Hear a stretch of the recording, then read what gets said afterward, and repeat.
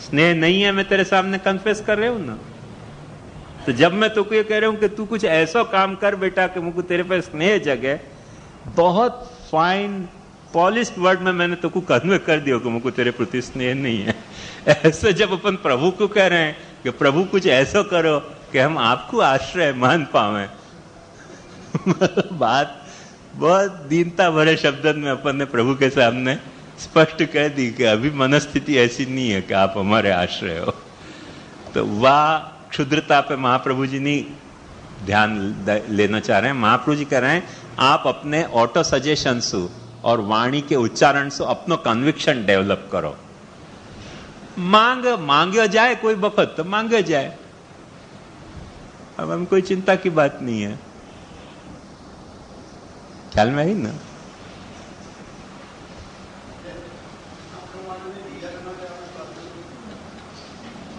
दारू जो पीवी गुनो होय तो पीवડાવો તો એના કરતા વધારે ગુનો છે।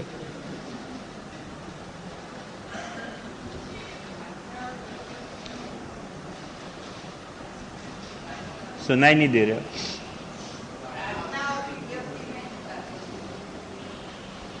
विज्ञप्ति मने प्रभु को कोई बात जतानी विज्ञप्ति है कि मैं ऐसा हूं, और प्रभु से कुछ मांगनो। देखो प्रार्थना को आज अपन शब्द कुछ दूसरा ही समझ रहे हैं। अर्थना मतलब इच्छा, प्रार्थना मतलब वह इच्छा को कोई को कन्वे करना। मेरे भीतर कोई इच्छा है, उन इच्छान को मैं तेरे को जताऊं, वाको नाम प्रार्थना। विज्ञप्ति मतलब सिर्फ जतानो, इच्छा को कन्वे करना नहीं। जैसे मैं पापी हूं, पर मैं पापी हूं कि पुण्यात्मा हूं, जैसा हूं ऐसा तेरा हूं, यह प्रार्थना नहीं है, यह विज्ञप्ति है। और जब अपन प्रभु को यह कह रहे हैं कि भाई मैं तो ऐसा हूं, पर मैं तो प्रार्थना कर रही हूं कि तू मेरा आश्रय बन जा, मतलब बहुत फाइन वर्ड में अपन ने प्रभु को कह दियो कि तू है नहीं आश्रय। आई ना बात ख्याल? वो हमारे राय साहब वालों अक्सर मैं उदाहरण देता रहूं ना, वो घटना है। हमारे राय साहब बड़े मंदिर में होते, वो सब भुलेश्वर के मंदिर में जाके हाथ जोड़ते यूं करते। तो मैंने भी ये क्या कर रहे हो आप रोज? तो उन्होंने कहा वो बेचारे असिस्टेंट डायरेक्टर रहते फिल्म में, तो कहते थे सब भगवानों को प्रार्थना करता हूं कि आप भगवान हो, बड़े हो, कोई मुझे फाइनेंसर मिल जाए। तो इतने साल से सब भगवान को प्रार्थना करता हूं, कोई भगवान किसी फाइनेंसर को दिलवाता नहीं। अब जैसे हो ऐसे भगवान तो मेरे काम के नहीं हो। राय साहब को ये स्थायी भाव है, तो कि हाथ भी जोड़ते और कहते कुछ काम नहीं है यार, है भगवान तो ठीक है, काम को क्या, हाथ भी जोड़े और गर्दन भी झटका दे दे, सब भगवान परेशान रहते होंगे। सुबह मंगला के सब मंदिर में दर्शन कर आते राय साहब, भुलेश्वर के, अंबा वो मुंबा देवी के, रामचंद्र जी के, हमारे बालकृष्ण लाल के, सबको हाथ भी जोड़ते, सबको झटका और दे दे, कुछ काम के नहीं, कोई फाइनेंसर मिलता नहीं है। तो वो राय साहब वाला झटका जो है ना, वासु बचना चाहिए।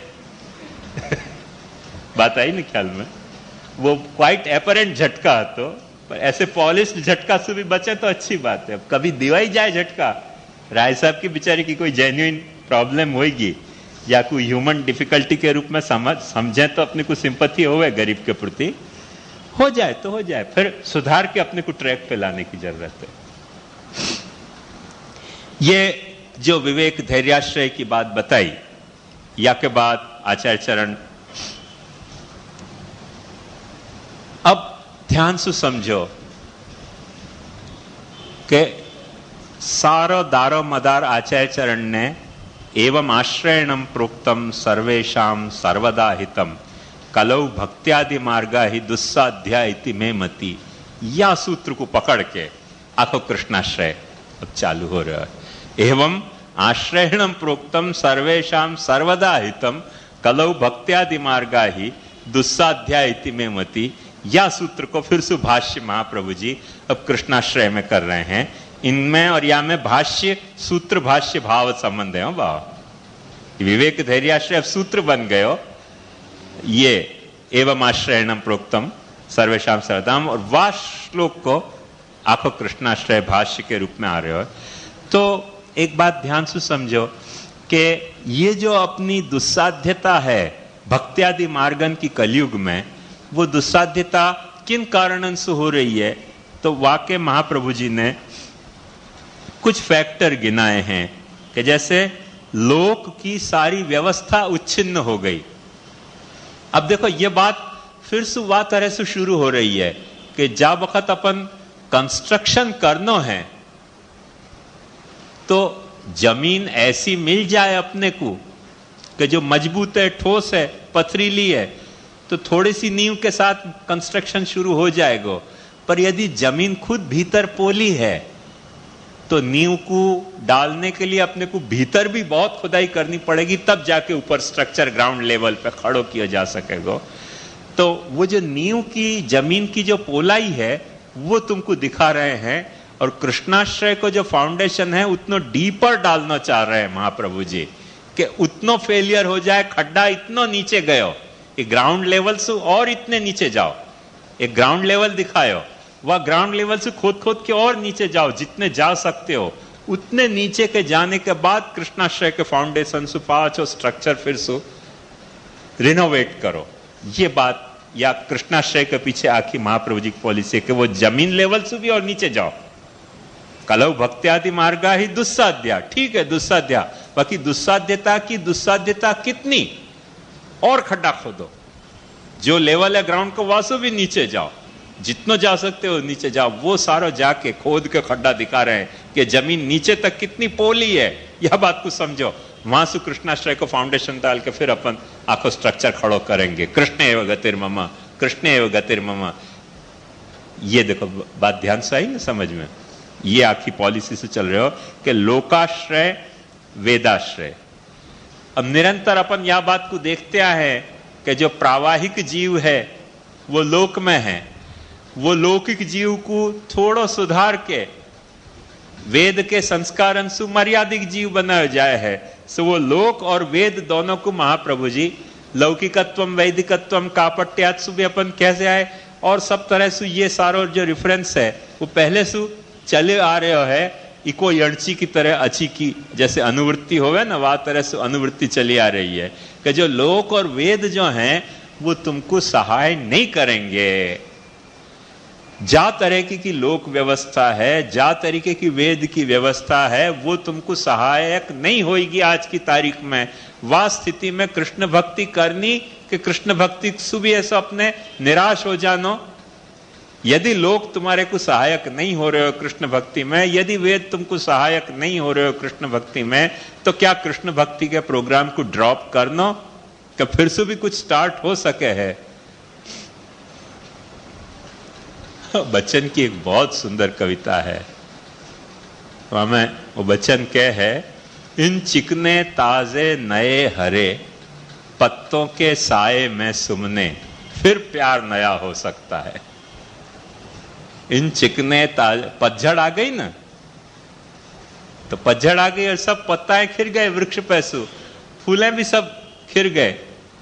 अब वो जो भौरा है वो निराश हो गया, पर फिर पतझड़ के बाद फिर पाछी नए पत्ता भी तो आवे हैं। तो वहां पे भंवरा फूल को कह रहे है कि इन चिकने ताजे नए हरे पत्तों के साहे में सुमने, सुमन फूल, फिर प्यार नया हो सकता है।